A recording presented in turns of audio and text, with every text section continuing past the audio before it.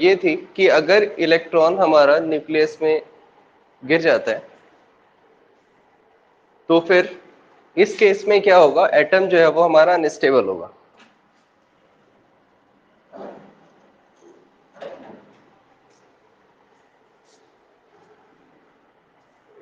ठीक है, अगर ये इलेक्ट्रॉन यहां से राउंड राउंड घूम के न्यूक्लियस के पास जा रहा है तो आफ्टर अ सम टाइम या after a so many years finally ये इलेक्ट्रॉन हमारा इस न्यूक्लियस में फॉल डाउन हो जाएगा। एंड बिकॉज ऑफ दिस जितने भी एटम है वो सारे अनस्टेबल होंगे, और वो एटम अनस्टेबल होने चाहिए तो कुछ टाइम के बाद जो एटम है वो हमारा खत्म हो जाना चाहिए, या जो भी एलिमेंट है आफ्टर अ लॉन्ग ईयर वो जो है नेचर से डिसअपेयर हो जाना चाहिए। बट प्रैक्टिकली जब ऐसा कुछ होता नहीं है तो ऐसा क्यों नहीं हो रहा है, यानी एक्सपेक्टेड तो ये था कि एटम जो है वो हमारा खत्म हो जाएगा, एक्सपेक्टेड ये था कि कुछ साल के बाद एटम डिसअपेयर हो जाएगा, बट प्रैक्टिकली ऐसा कुछ हुआ नहीं। तो प्रैक्टिकली ऐसा कुछ क्यों नहीं हो रहा है, या प्रैक्टिकली ऐसा कुछ ऑब्जर्व क्यों नहीं हो रहा है जो हमारा क्लासिकल मैकेनिक्स कह रही है, ऐसा क्यों नहीं हो पा रहा है। सो रदरफोर्ड ये कहानी नहीं बता पाए कि ऐसा क्यों नहीं होता। इन शॉर्ट वन लाइन में बोले तो रदरफोर्ड ये नहीं बता पाए कि एटम की स्टेबिलिटी क्या होती है, ठीक है, या एटम स्टेबल कैसे है। तो अभी तक हम लोग पढ़े हैं दो मॉडल, एक तो थॉमसन मॉडल पढ़ा है। थॉमसन मॉडल के अकॉर्डिंग कैसा था, एटम हमारा स्फेरिकल था जिसका positive charge through out the atom spread था एंड नेगेटिव चार्ज उसका एम्बेडेड था। ठीक है, ये था हमारा थॉमसन मॉडल, कंप्लीट स्फेरिकल और नेगेटिव चार्ज यहाँ कहीं भी है। कॉन्टेरियो टू दिस रदरफोर्ड मॉडल है जिसमें ये हो गया कि पॉजिटिव चार्ज हमारा सेंटर में है, एंड पॉजिटिव चार्ज अगर हमारा सेंटर में है तो इलेक्ट्रॉन्स इसके चारों तरफ सर्कुलर पाथ में रिवॉल्व करते हैं। इन सर्कुलर पाथ को नाम क्या दिया गया, ऑर्बिट।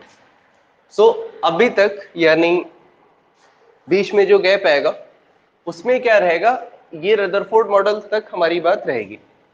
ठीक है, अगला मॉडल जो आएगा उससे पहले बीच में बहुत सारे इन्वेंशन हो गए, तो अब अगले मॉडल यानी थर्ड मॉडल जिसको कि आप बोलते हैं बोर मॉडल, वहां तक जाने से पहले बीच में कई सारे छोटे छोटे इन्वेंशन और छोटे छोटे लॉजिक आएंगे जो आपको थोड़ा सा आसान तो लगेंगे, लेकिन आप उनसे ये एक्सपेक्ट करते हो कि क्वेश्चन नहीं आएंगे, बट उनसे क्वेश्चंस आ जाते हैं एग्जाम में। ठीक है, एंड ये हमारे डेवलपमेंट यानी जब हम बोर मॉडल के लिए चलेंगे तो जरूरी होता है। उसमें सबसे पहले एक पार्टिकल, अभी तीसरा पार्टिकल अपना रह गया था, and this third particle was discovery of neutron. इसको हम बाद में क्यों देख रहे हैं, क्योंकि न्यूट्रॉन की डिस्कवरी तब हुई जब रदरफोर्ड मॉडल आ चुका था। ठीक है, पहले रदरफोर्ड मॉडल पुट फॉरवर्ड हुआ, उसके बाद न्यूट्रॉन का इन्वेंशन हुआ। So logically you can also say that कि रदरफोर्ड मॉडल जो है वो हमारा न्यूट्रॉन के बारे में भी कुछ भी नहीं बताता है। Rutherford model only tells us about the electron and proton, and it tells nothing about the neutron, क्योंकि उस टाइम पे न्यूट्रॉन की डिस्कवरी हुई ही नहीं थी। न्यूट्रॉन की डिस्कवरी किसने की, the scientist, you have to memorise. ये डिस्कवरी हुई चैडविक के थ्रू। और कैसे हुई, इन्होंने बेरियम न्यूक्लियस लिया जिसका कि एटॉमिक नंबर 4 और एटॉमिक मास 9 होता है।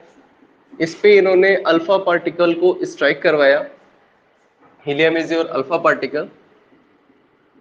और जब इन्होंने यहां से अल्फा पार्टिकल को स्ट्राइक करवाया तो अपने को मिलेगा कार्बन।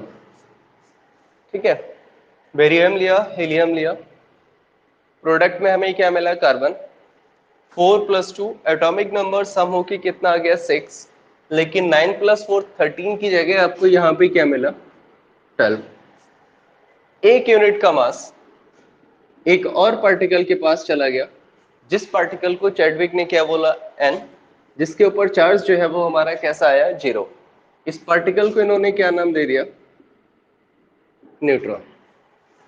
ठीक है, this was the reaction when the neutron was invented. क्या होगा, जब हम बेरिलियम न्यूक्लियस के ऊपर अल्फा पार्टिकल से स्ट्राइक करवाएंगे तो अपने को कार्बन मिलेगा एंड सम न्यूट्रल पार्टिकल मिलेगा, जिस न्यूट्रल पार्टिकल के ऊपर किसी भी तरीके का कोई भी चार्ज नहीं होना है, जिसका कि मास 1 यूनिट होगा। तो इस न्यूट्रल पार्टिकल 1 यूनिट वाले मास को हम नाम क्या दे देंगे, न्यूट्रॉन। ठीक है, इस न्यूट्रॉन का जो चार्ज होगा सिंबल इसका एज यूजुअल 0 n1 आपके सामने लिखा हुआ है। मास इसका वही है जो प्रोटॉन का मास है, 1.67 इंटू -27 किलोग्राम। एंड चार्ज इसका जो है वो 0 है। ठीक है, वी कैन से इसके ऊपर कोई भी चार्ज नहीं है। ठीक है, तो यहां से डिस्कवरी हो गई हमारे थर्ड पार्टिकल की, which is termed as neutron. Electron, proton, neutron तीनों को मिला के हम क्या बोलेंगे? Fundamental particle. क्योंकि हम ये मानते हैं कि एटम इन तीनों से मिलकर के बनता है, या एटम का कंपोजिशन इन तीन की वजह से वेरी होता है, या इन तीन की वजह से ही उसको कैरेक्टर जो भी है वो डिसाइड होता है। ठीक है, इलेक्ट्रॉन और प्रोटॉन का चार्ज सेम था, 1.60 इंटू 10⁻⁻19 कूलम। प्रोटॉन और इलेक्ट्रॉन का मास सेम है। ठीक है, जितना मास प्रोटॉन का होता है उतना ही मास न्यूट्रॉन का होता है। So we are having the three particle which are electron, proton and neutron. These particles are termed as fundamental particle of the atom. किसी को कोई इशू इस टॉपिक से? लिख लीजिए इसको फिर।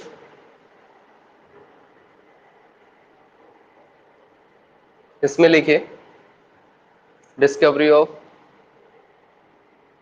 इसमें लिखिए डिस्कवरी ऑफ न्यूट्रॉन में।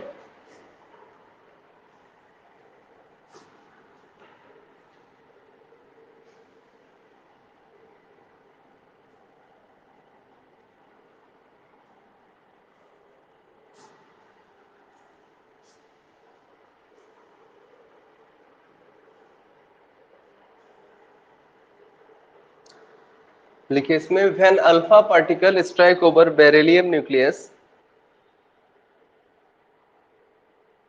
When alpha particle strike over beryllium nucleus,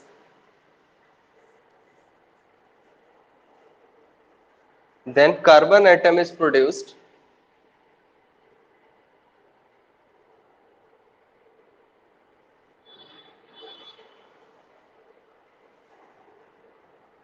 Then carbon atom is produced, as well as one more particle is produced which have zero charge.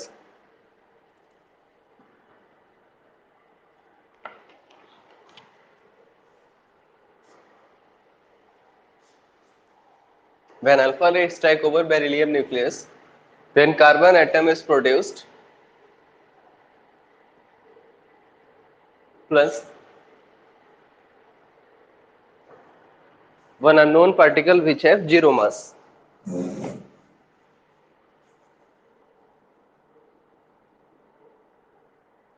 This particle is termed as neutron.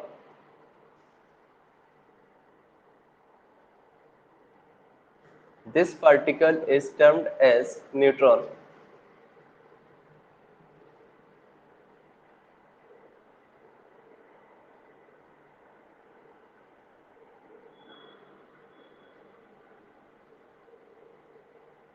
ठीक है, this particle is termed over और termed as neutron.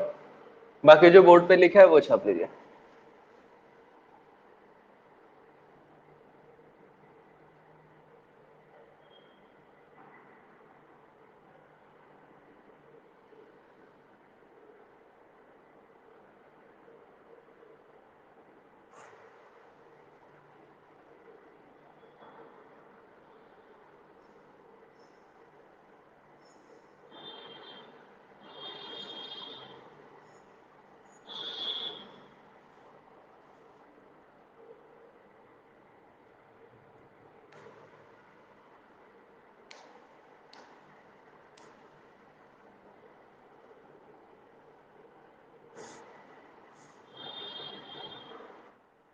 ठीक है, आगे लिखिए इसमें, electron, proton and neutron.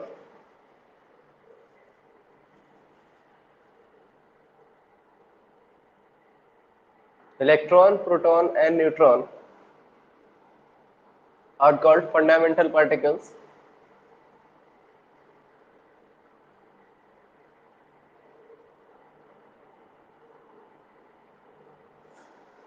Electron, proton and neutron are called fundamental particles of the atom. Electron, proton and neutron are called fundamental particles of the atom.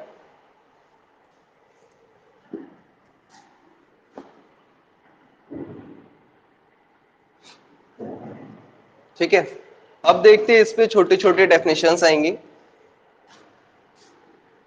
एक तो है आपका एटॉमिक नंबर। एटॉमिक नंबर को हम लोग डिनोट करेंगे यहाँ पर जेड से, ठीक है। और इस एटॉमिक नंबर को जो इन्वेंशन है या इसकी जो डिस्कवरी है वो जाती है मोज़ले के पास। इन्होंने ये इन्वेंट किया कि किसी भी एटम का जो कैरेक्टर होता है, ठीक है, सपोज कार्बन का कैरेक्टर कुछ और है और नाइट्रोजन का कैरेक्टर कुछ और है, तो किसी भी एटम का जो कैरेक्टर है या ऑक्सीजन का कैरेक्टर है, ये किसी भी एटम का कैरेक्टर डिपेंड करेगा किसके ऊपर, atomic number that is Z के ऊपर, ठीक है। सो एटॉमिक नंबर जो है वो हमारा किसके इक्वल होगा यहाँ पर, किसी के पास जितने प्रोटॉन है, ठीक है। और अगर वो न्यूट्रल है तो ये नंबर ऑफ इलेक्ट्रॉन के भी इक्वल होगा। तो किसी का भी एटॉमिक नंबर जो है वो हमारा इक्वल टू होता है नंबर ऑफ प्रोटॉन के, और equal to as well as किसके होता है, नंबर ऑफ इलेक्ट्रॉन के।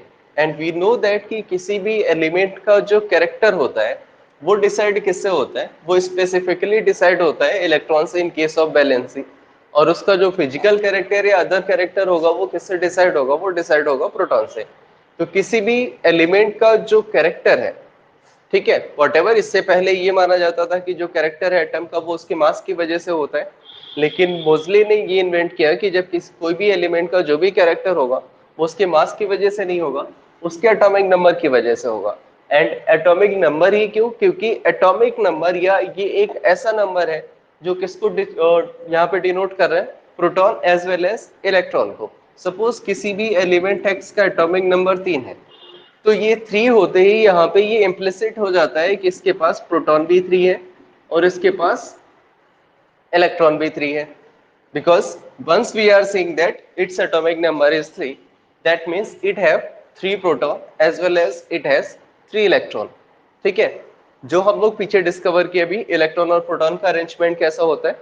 सो अब जो इम्प्लिसिट हो गया उसका एटॉमिक नंबर बोलते ही कि इसका प्रोटॉन 3 है और इसका इलेक्ट्रॉन 3 है, तो अब जो कैरेक्टर है वो इन नंबर्स पे डिपेंड करेगा। सो इनडायरेक्टली हम एक ऐसा नंबर ले रहे हैं जो अपने को इनडायरेक्टली प्रोटॉन और इलेक्ट्रॉन के बारे में बता रहा है। And so this is also related to the character of element, ठीक है। जैसे वो सारे एलिमेंट जिनका एटॉमिक नंबर 90 प्लस चला जाता है, कुछ ऐसे एलिमेंट मिलेंगे जिनका एटॉमिक नंबर 10 होगा, कुछ ऐसे होंगे जिनका 12 होगा, कुछ ऐसे होंगे जिनका 14 होगा, कुछ एलिमेंट ऐसे होते हैं जिनका एटॉमिक नंबर 90 प्लस होता है। तो वो सारे एलिमेंट जिनका एटॉमिक नंबर 90 प्लस होता है, ठीक है, ऐसे वाले एलिमेंट को हम क्या बोलेंगे, जिनका एटॉमिक नंबर हमारा 90 प्लस होगा। जैसे ही उनका एटॉमिक नंबर 90 क्रॉस करेगा ये क्या हो जाएंगे, ये रेडियोएक्टिव हो जाएंगे, ठीक है, यानी ये सेल्फ रेडिएशंस देंगे। How do we know that कि रेडियोएक्टिव हो जाएंगे, हमें हर एक एलिमेंट को पढ़ने की जरूरत नहीं है। Once we know that atomic number is 90 they are radioactive, यानी ये हमारे रूम टेम्परेचर पे स्टेबल नहीं होंगे, ये हमारे डिके कर जाएंगे। And if we come in the contact with this element our DNA will get change also. वो सारे एलिमेंट जो हमारे 100 प्लस वाले हैं वो हमारे नेचर में एग्जिस्ट नहीं करते। How do we know that, क्योंकि इनका एटॉमिक नंबर हमारा 100 प्लस हो गया, ठीक है। Someone having the atomic number 118 और समथिंग लाइक दिस। तो ये सारी कहानी कहाँ से निकल के आ रही है, ये सारी कहानी तब निकल के आ रही है once we know that the atomic number of the element. तो जो फिजिकल कैरेक्टर है, फिजिकल कैरेक्टर मीन्स जिसको आप देख के, जैसे कि किसी का वेट कितना है, हैवीनेस कितना है, मास कितना है, ये किस पे डिपेंड करेगा, प्रोटॉन पे। एंड किसी का जो केमिकल कैरेक्टर है कि वो वाटर के साथ रिएक्शन करेगा या नहीं करेगा, एसिड के साथ रिएक्शन करेगा या नहीं करेगा, रेन वाटर में रख दे तो उसके ऊपर क्या फर्क पड़ेगा या नहीं पड़ेगा, ये डिसाइड करने के लिए आपको किसको देखना होता है, ये डिसाइड करने के लिए हमें देखना होता है इलेक्ट्रॉन को। So one character is decided by proton and the second character is decided by electron. Proton is favouring for the physical character and electron is favoring for the chemical character. But combinedly means एक साथ सारा character किससे decide हो जाएगा? Atomic number से. Is that clear? ठीक है, heading डाल लिए एटॉमिक नंबर, और इसमें बस इतना ही लिखना है जितना आपका बोर्ड पे लिखा हुआ है. बाकी सब आप थोड़ा ओरली याद रखिए, हर एक चीज लिखने की जरूरत नहीं. ठीक है, how to memorize this? Z is equal to P is equal to E. That is atomic number equal to proton equal to electron if the atom is neutral. छाप लीजिए इसे.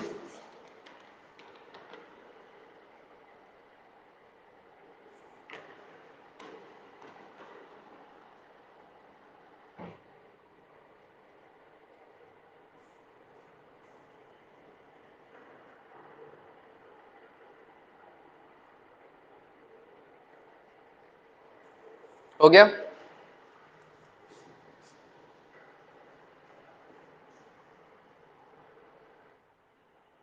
ठीक है, दूसरा कैरेक्टर यहां पे क्या आएगा? Atomic mass. ठीक है, ऑब्वियसली एटॉमिक मास का मतलब क्या है?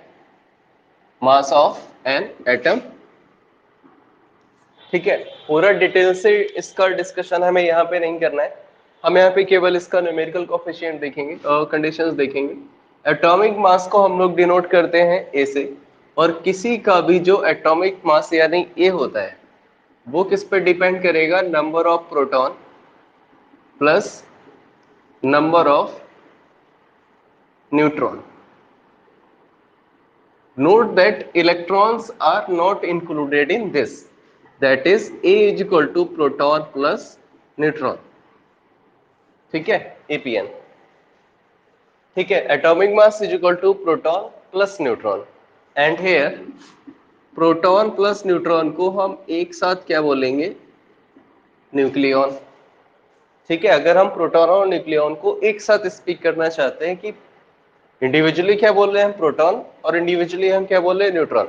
बट अगर हमें कॉमन टर्म यूज करना है दैट इज न्यूक्लियन, तो न्यूक्लियन बोलते क्या हो जाएगा कि प्रोटॉन और न्यूट्रॉन जो है वो हमारा एक साथ है. नाउ अब इससे कोई लेना देना नहीं है. ठीक है, मतलब हमें प्रोटॉन और न्यूट्रॉन अलग अलग नहीं बोलना है. तो किसी भी एटम का जो मास होगा, किसी का भी, वो मास किसके ऊपर डिपेंड करेगा? वो डिपेंड करेगा उसके प्रोटॉन और उसके न्यूट्रॉन के सम पे. यहां पर हम इलेक्ट्रॉन की बात नहीं कर रहे हैं.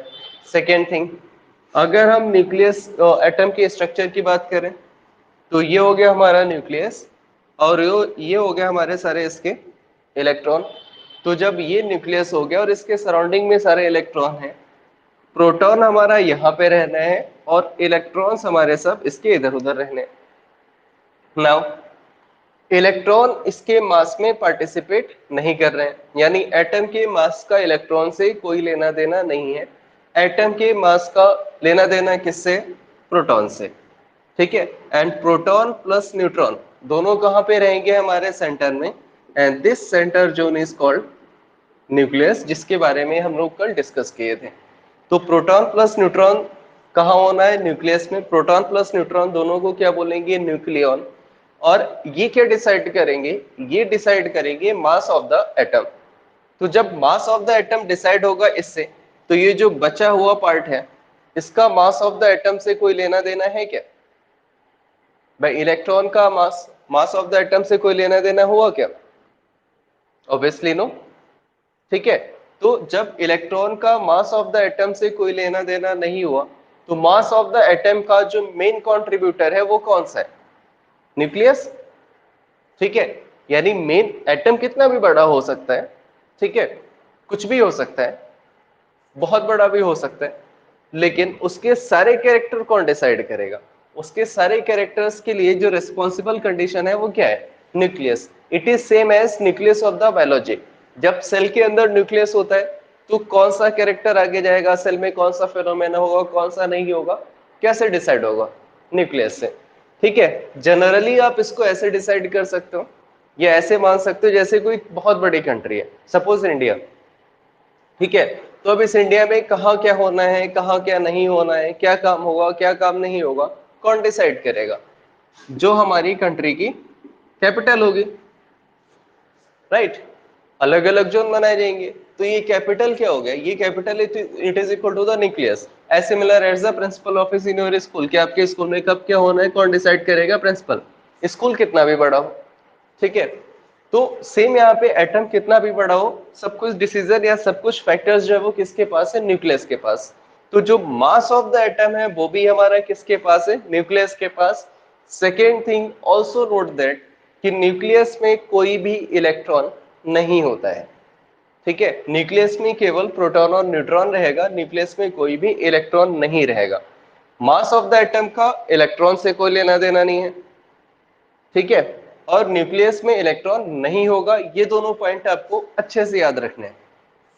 तो हम इसलिए एटम के मास को कैसा बोलते हैं, सेंटर्ड भी बोलते हैं। सेंटर्ड क्यों, क्योंकि पूरे एटम में ये मास जो है वो केवल केवल हमारा कहाँ होगा, न्यूक्लियस के पास होगा। Proton plus neutron is the nucleus. In a key point, atomic mass क्या है, मास ऑफ द एटम है। एटॉमिक मास हम कैलकुलेट कैसे करेंगे, प्रोटॉन और न्यूट्रॉन का सम करके करेंगे, as equal to P plus N हो जाएगा। और atomic mass decided by the nucleus, electron has no role in its mass. कोई समस्या इसमें, ठीक है। छाप लीजिए इसका जितना बोर्ड पे लिखा हुआ है, फिर 2 लाइन की थ्योरी लिखिए इसमें, और एक क्वेश्चन भी है इसका।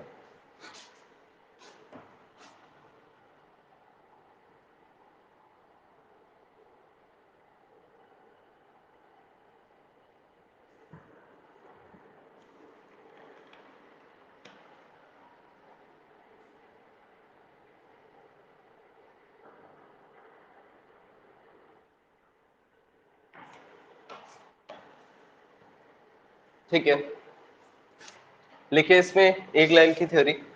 The proton and neutron are present in the nucleus.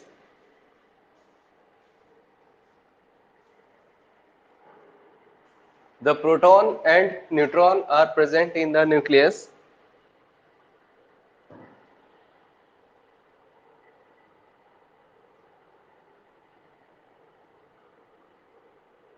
Proton, second point लिखिए, proton and neutron taken together is called nucleon.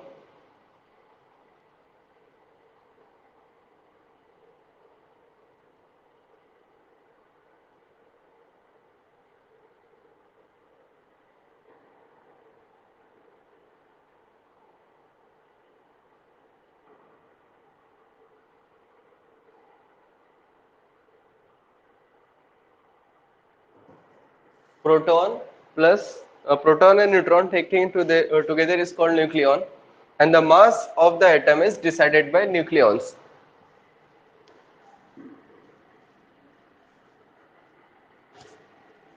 Mass of the atom is decided by nucleons. तो किसी भी एलिमेंट का सिंबल कैसे लिखेंगे, किसी भी एलिमेंट x को अगर हमने लिखा है तो ये a यहां पर होगा, z यहां पर होगा, और इन सम ओल्ड नोटेशन हम इसको z और a ऐसे भी लिखते हैं, where z is your atomic number and a is atomic mass, ठीक है। अगर हमारे पास कोई भी एलिमेंट ऐसे लिखा हुआ है, सपोज लिखा है अपने पास कार्बन 12, तो इसका एटॉमिक नंबर कितना हो गया 6, और एटॉमिक मास कितना हो गया इसका 12। Is that clear? I hope इससे तो कोई समस्या होगी नहीं, ठीक है। एक क्वेश्चन लिखिए अब यहाँ पे,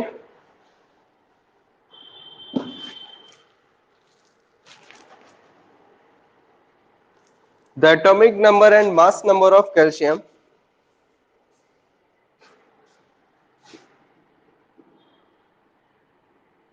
atomic number and mass number of calcium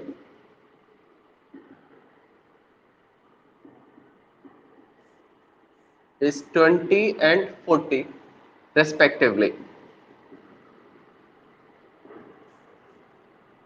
Find number of electron, proton and neutron, ठीक है।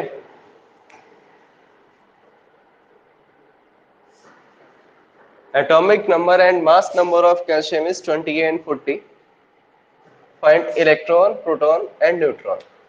Atomic number, mass number मतलब आपका atomic mass of calcium is 20 and 40. Find करना है अपने को नंबर ऑफ इलेक्ट्रॉन, प्रोटॉन और न्यूट्रॉन कितना होगा इसके पास. ठीक है भाई, क्वेश्चन लिख लिया आपने. ठीक है, तो from the data of the question, atomic number is 20 and mass number is 40. Atomic number बोले तो जेड हम लिख सकते हैं, इसका कितना हो गया 20 एंड ए कितना हो गया इसका 40. कोई समस्या किसी को इससे? ठीक है, since Z is equal to हम लोग क्या लिखे, नंबर ऑफ प्रोटॉन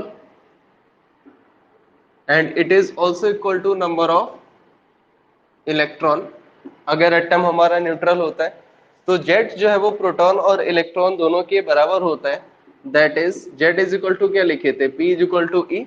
नाउ अगर एटॉमिक नंबर इसका 20 हो गया तो proton will be equal to electron will be equal to 20. पहला वाला पार्ट क्लियर?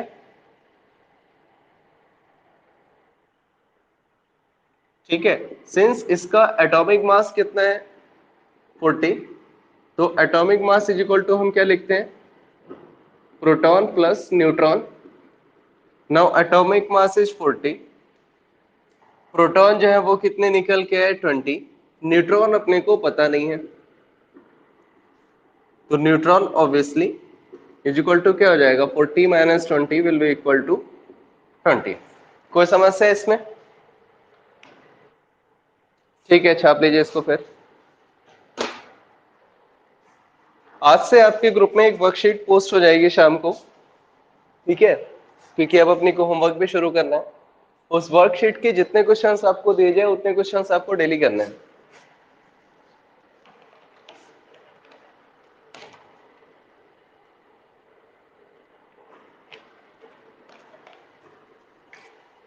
पहली प्रायोरिटी में वर्कशीट है एंड उसके बाद आपको अपनी एनसीईआरटी करनी है.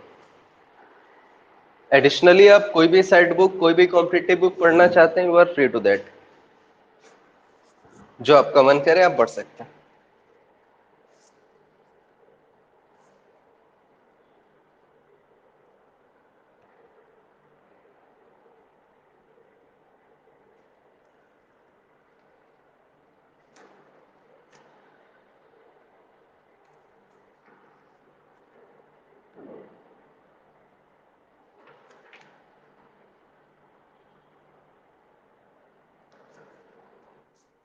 ठीक है, अगला क्वेश्चन लिखिए फिर.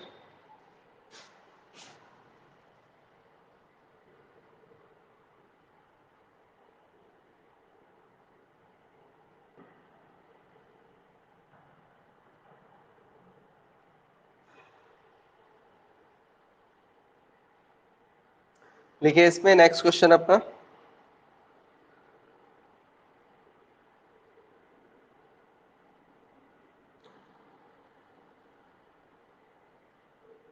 How many protons, electrons and neutrons,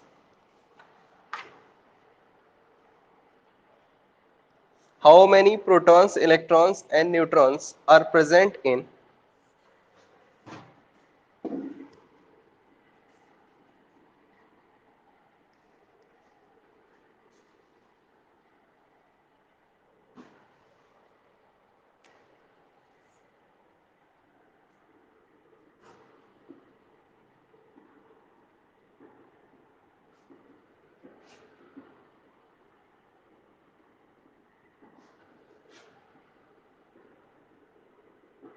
present in 0.18 gram of phosphorus.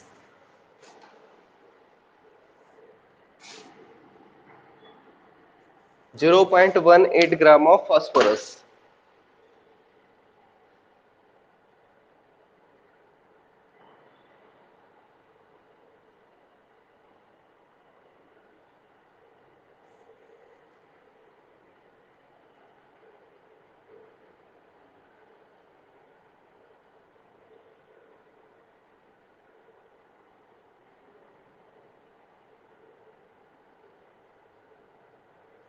ठीक है,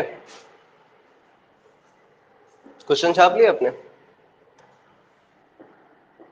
इस बार आपसे सीधे सीधे ना पूछ के इस बार कुछ पर्टिकुलर अमाउंट में पूछा है।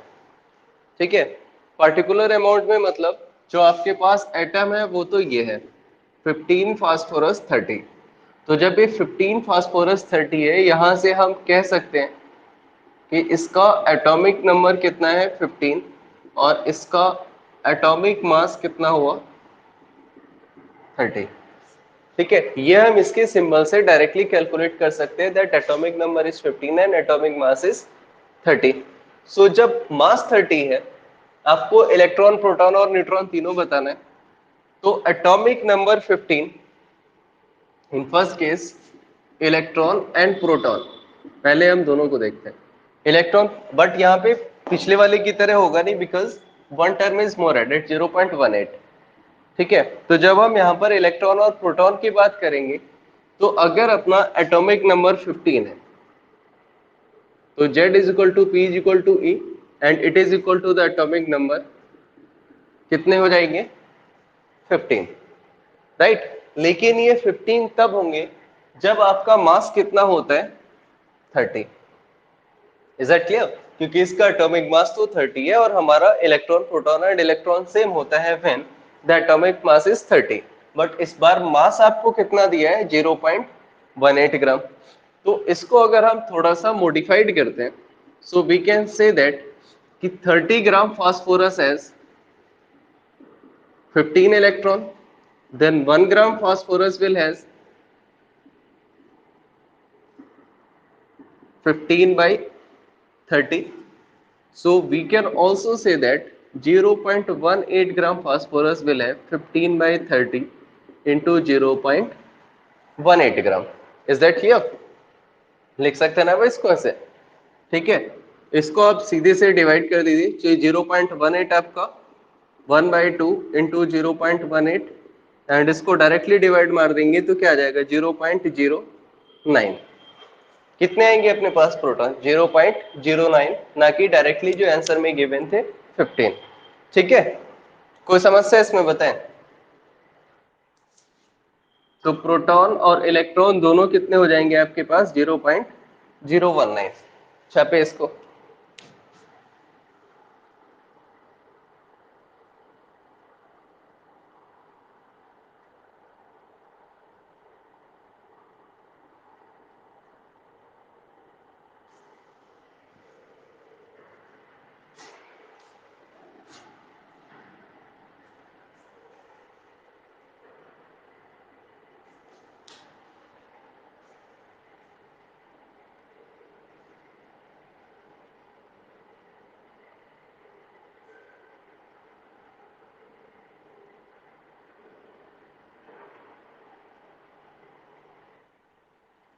हो गया? ठीक है, अब देखते हैं इसमें नंबर ऑफ न्यूट्रॉन्स। तो नंबर ऑफ न्यूट्रॉन इसमें कैसे निकलेगा, A is equal to P plus N, तो N is equal to A minus P and we are having atomic mass here is 30 minus 15, so we are having 15। लेकिन ये 15 कब, जब आपका मास कितना है 30। तो सेम अगेन कहानी वैसे ही लगाते हैं, 30 gram phosphorus will have neutron 15, तो 1 gram phosphorus will have 15 by 30, तो again 0.18 gram will have 15 by 30 into 0.18। Answer अपना वही आएगा 0.09। समझ में आया? ये थोड़ा फास्ट कर दिया मैंने। हाँ, डायरेक्ट डायरेक्ट मतलब हमें इक्वल टू रखना था, इक्वल टू नहीं रख सकते, इक्वल टू में समटाइम्स रॉन्ग भी हो जाता है।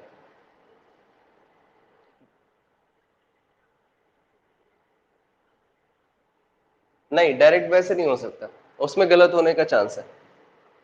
ठीक है, आप सबट्रैक्ट क्या करेंगे उसमें से 15, वी डोंट नो, राइट। और ये जो 0 पॉइंट बेसिकली जब ये आपका डबल होता है, देखिए एक चीज मैं आपको बता दूं, जैसे यहाँ पे 15 लिखा है और यहाँ पे 30 लिखा है, ठीक है, थोड़ा कॉमन सेंस लगाओगे तो हम डायरेक्ट दोनों को इक्वल मार सकते हैं। अगर ये इसका ट्वाइस है, ठीक है, जैसे यहाँ 15 है और यहाँ 30 है, तो उस केस में प्रोटॉन और न्यूट्रॉन ऑलवेज सेम होगा। ठीक है, अगर मास जो है वो इसका डबल करके दिया गया तो ये नंबर आपका ऑलवेज सेम आएगा। एक केस ये हो सकता है कि ये भी वही हो और ये भी वही हो, उस केस में इसके पास कोई भी न्यूट्रॉन नहीं आएगा। और अगर ये कहानी ऐसी आती है कि 15 है और ये 32 या 16 है, तो इसका और इसका जो डिफरेंस है वही आपका न्यूट्रॉन होता है। ठीक है, so if you are familiar with this kind of the tricks, ठीक है, कि अगर हमारा इक्वल है तो न्यूट्रॉन हमारा और प्रोटॉन हमारा सेम होगा। अगर ये डिफरेंसेस जो मीन्स हमें ये डिफरेंस चाहिए होता है इनडायरेक्टली।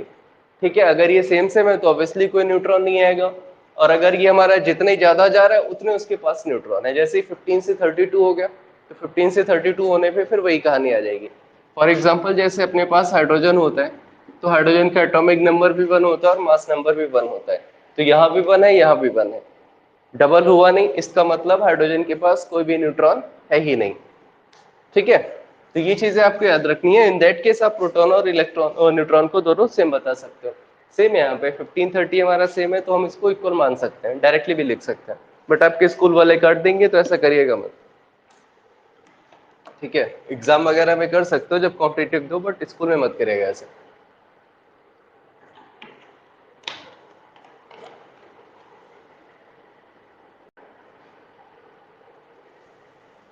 छाप नहीं है पूरा?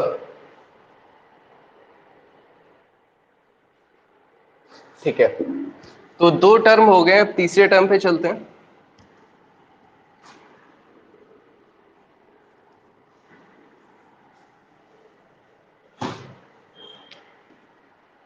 तीसरा टर्म आपका वैसे भी आपके लिए फेमिलियर है, आइसोटोप्स। ठीक है, छोटे छोटे डेफिनेशंस है। आइसोटोप्स वो होंगे जिनके पास सेम नंबर ऑफ प्रोटॉन हो या फिर जिनका एटॉमिक नंबर सेम। ठीक है, या तो इनके पास सेम नंबर ऑफ प्रोटॉन है या इनके पास एटॉमिक नंबर सेम है। आइसो का मतलब हो जाता है सेम, एंटोप्स का मतलब हो जाता है प्लेस। तो इनका जो है ना सेम प्लेस रहता है पीरियोडिक टेबल में, same place in periodic table, इसलिए हम इनको क्या बोलते हैं, isotopes. What we have to see, या तो इनके पास प्रोटॉन सेम हो या फिर इनके पास एटॉमिक नंबर सेम हो। ठीक है, तो ये कैसे होंगे हमारे आइसोटोप? फॉर एग्जांपल हाइड्रोजन के 3 आइसोटोप होते हैं। One is protium, second is deuterium and third is tritium. इसको हम 1 1 मानते हैं, दैट इज इसका एटॉमिक नंबर भी 1 और इसका मास नंबर भी 1। इसको हम 1 2 लिखते हैं, एटॉमिक नंबर 1 मास नंबर 2, और इसको हम 1 3 लिखते हैं, एटॉमिक नंबर 1 मास नंबर 3। तो जिनका एटॉमिक नंबर सेम है वो क्या हो गया, हमारे आइसोटोप्स। तो प्रोटियम, ड्यूटेरियम और ट्राइटियम तीनों को मिला के क्या हो जाएंगे, तीनों हो जाएंगे हमारे हाइड्रोजन के आइसोटोप, बिकॉज तीनों का एटॉमिक नंबर सेम है। सेम फॉर द कार्बन, देखिए कार्बन 6 12, कार्बन 6 14। ठीक है, अब यहां भी एटॉमिक नंबर 6, हाँ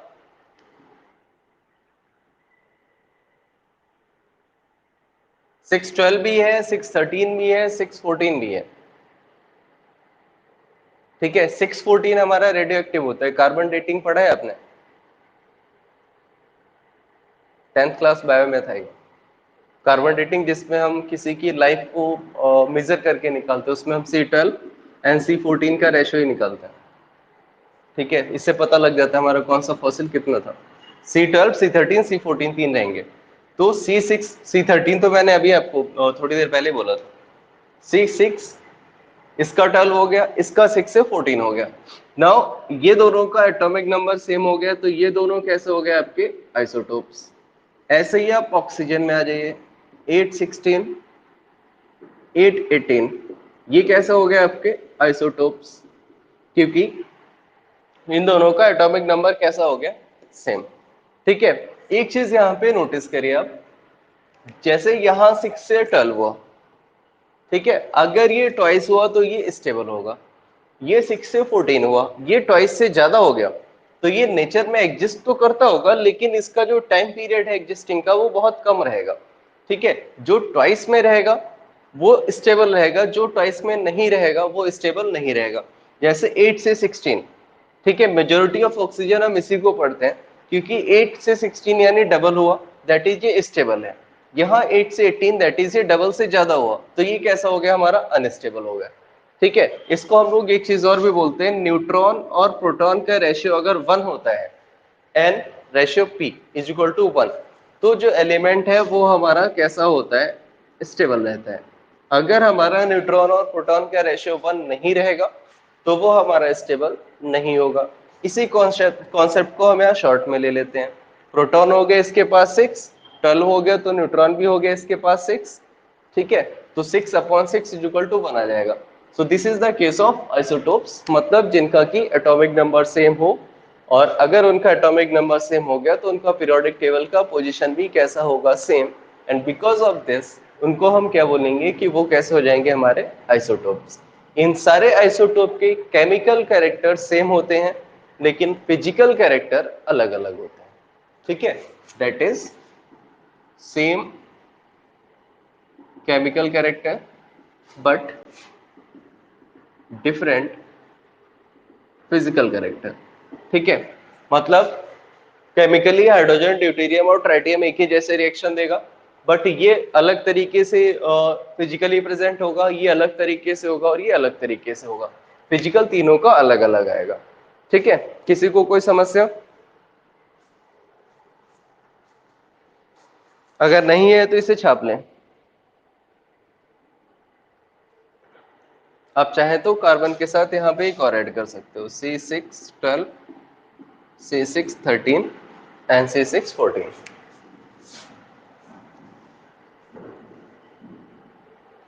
हाँ बोलिए। हम्म, सुन रहा हूँ।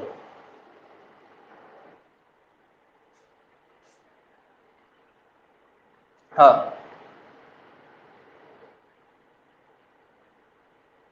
क्लोरीन एटम का जो मास होता है वो एवरेज एटॉमिक मास होता है 35.5। ये क्लोरीन का ये रहता है Cl 35.5, ये इसका एक्चुअल नहीं होता। जो 17 वाला होता है उसका 34, उसका 34 ही होता है। 35.5 जो है वो एवरेज एटॉमिक मास वाले केसेस आते हैं आपके। ठीक है, एवरेज मतलब जैसे कि जैसे पीरियोडिक टेबल में क्या किया है, हमने इसको ऐसे रखा है, इन दोनों को नहीं रखा है। यहाँ पे भी हमने इसी को लिया, इसको लिया है, इस वाले में भी हमने इसको लिया है। लेकिन क्लोरीन में क्या लिया है कि क्लोरीन को जब हमने रखा है तो क्लोरीन के आइसोटोप का एवरेज मास रखा है। एवरेज मास जैसे कि हमने ऑक्सीजन को यहाँ पे लिया, तो हम इसको 16 + 18 डिवाइडेड बाई 2 करके जब रखेंगे तो वो ऑक्सीजन का जो मास होगा वो एवरेज हो जाएगा। तो जो क्लोरीन का हमने मास रखा है 35.5, वो कुछ इस तरीके से आया, इसलिए उसको हम इस वाली कंडीशन में नहीं लाते। ठीक है, दैट इज जो मास है वो हमारा जेन्युइन मास नहीं है वहां पे। ठीक है। हाँ,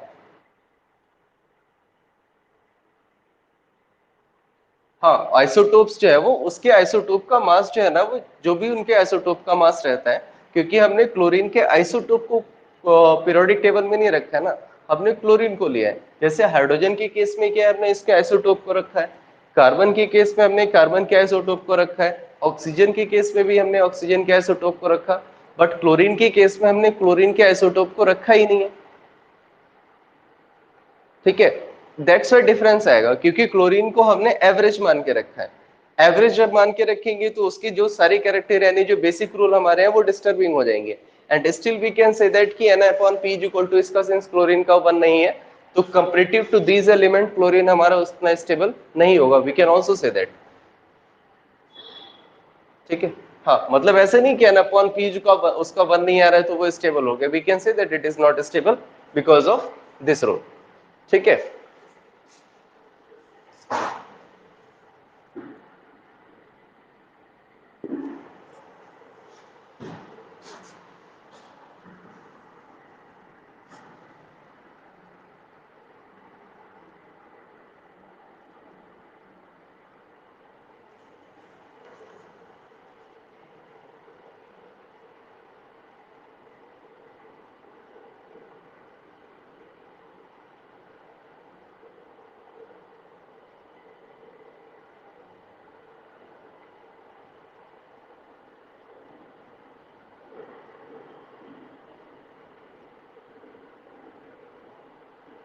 हो गया?